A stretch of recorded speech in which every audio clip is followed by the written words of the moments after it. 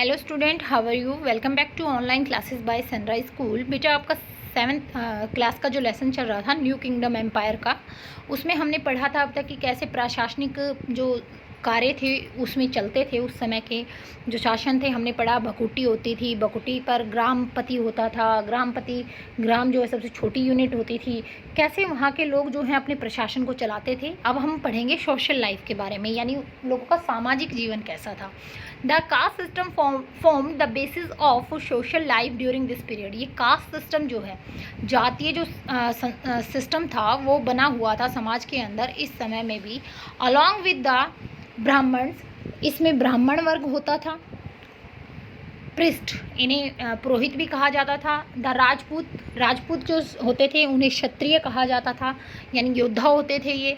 Enjoy the highest status in the society, इनको बड़ा ऊंचा रुतबा प्राप्त होता था समाज के अंदर। वाइल द वैश्य वर्ग जो होता था उसमें ट्रेडर और मर्चेंट्स आते थे, व्यापारी वर्ग आता था। Played a significant role in local administration, ये महत्वपूर्ण भूमिका निभाते थे स्थानीय प्रशासन को चलाने में।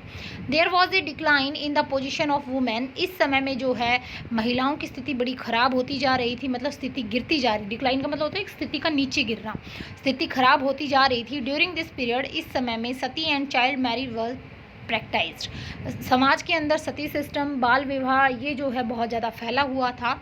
पॉलीगैमी वॉज ऑल्सो कॉमन, और इस तरह से जो है जैसे होता है ना कि पुरुष महिलाओं का भेदभाव जो है इस समय में बड़ा, लड़कों को ज़्यादा तवज्जो दिया जाता था बजाय के लड़कियों के।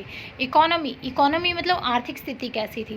Agriculture was the main occupation of the people, इस समय में जो है लोगों का मुख्य व्यवसाय खेती करना था। Trade relations with China, south east Asia and western world flourish during this period, और जो व्यापारी वर्ग थे उनके संबंध थे, यानी व्यापार होते थे चाइना के साथ, दक्षिणी पूर्वी एशिया के जो देश हैं उनके साथ, और पश्चिमी जो संसार है, पश्चिमी यानी आपके जो यूरोप वगैरह जो कंट्रीज़ हैं उनके साथ जो हैं व्यापार के संबंध हमारे बने हुए थे।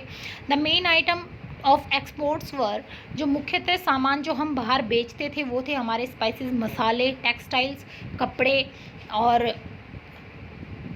प्रीसियस स्टोन जो कीमती पत्थर से मतलब है, जिससे हम जैसे नग वगैरह जो नहीं होते हैं, हीरे और मूंगा, पन्ना, ये जो नग वगैरह होते हैं उन्हें प्रीसियस स्टोन, ये पत्थर की कैटेगरी में आते हैं। तो ये जो कीमती पत्थर होते थे ये। वाइल द मेन इम्पोर्ट्स, और जो ज़्यादा हम खरीदते थे, कंप्राइज्ड, वो होते थे हॉर्स, घोड़े, प्रीसियस मेटल, कीमती धातु, एंड स्टोन और पत्थर। Merchant operate through guilds known as श्रिंस, मर्चेंट जो हैं वो काम करते थे किसके थ्रू, ग्लिड्स के थ्रू। मैंने बताया था एक ग्रुप होता था जो कारीगर वगैरह होते हैं उनका इकट्ठा एक ग्रुप होता था, एक सोसाइटी बनती थी, जैसे कम्युनिटी बना दी जाती थी, वही डिसाइड करती थी हमें कितने में कोई चीज़ देनी है, कितने में कोई चीज़ लेनी है, मतलब पूरे वो रूल रेगुलेशन बना कर रखती थी वो community.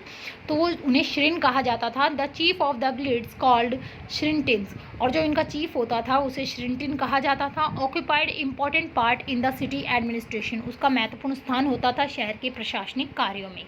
The kingdom of the south, देखो ये तो हमारे नॉर्दर्न स्टेट के जो यानी ऊपर का जो हिस्सा था हमारा नॉर्दर्न सेंट्रल जो हमारा इंडिया था उसके बारे में था। साउदर्न पार्ट यानी हमारा जो दक्कन का प्लेटू नीचे का साइड जो पड़ जाता है, कर्नाटका, केरला, ये तमिलनाडु वगैरह, यहाँ प्रशासन क्या था देखिए।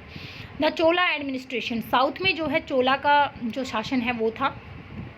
The Chola administration was well organise, Chola का जो प्रशासनिक व्यवस्था थी बहुत ही अच्छी सुनियोजित थी। The king was the head and was assist by ministers, राजा जो है मुखिया होता था यानी मुख्य होता था, और इसके साथ जो है अन्य मंत्रीगण काम करते थे। And they had a very efficient arm force consist of Cavalier, infantry, elephants and a good navy, इनके पास बहुत अच्छी सेना थी।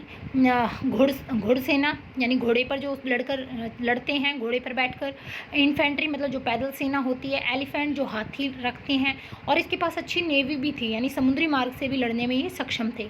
The empire was divided into mandalam, और जो ये पूरा इनका साम्राज्य था चोला वंश का उसको मंडल में डिवाइड किया हुआ था। एंड वलंडू और वलंडू में यानी डिस्ट्रिक्ट और प्रोविंस जो होते थे, जैसे आजकल हमारे ज़िले हैं, गांव हैं, स्टेट हैं, ऐसे ही इन्होंने भी अपने जो पूरा कंसिस्टिंग ऑफ मैनी विलेज और जिसमें कई मंडल में जो है कई गांव शामिल होते थे। तो इस तरह से इन्होंने भी अपने प्रशासन को ठीक ढंग से चलाने के लिए छोटे छोटे टुकड़ों में अपने साम्राज्य को बांट रखा था।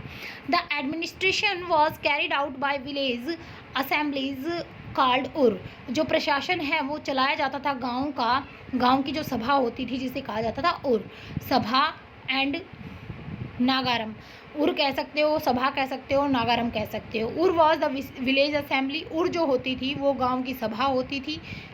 सभा was the assembly of learn people. सभा जो होती थी वो पढ़े लिखे लोगों का एक समूह होता था। तो यहाँ तक ये लेसन बेटा आपको रीड करना है, ये आपका वर्क है। साथ में 4th लेसन सिविक्स का रिवाइज करना है, लर्न करना है और ये आपका आज का काम है। Thank you.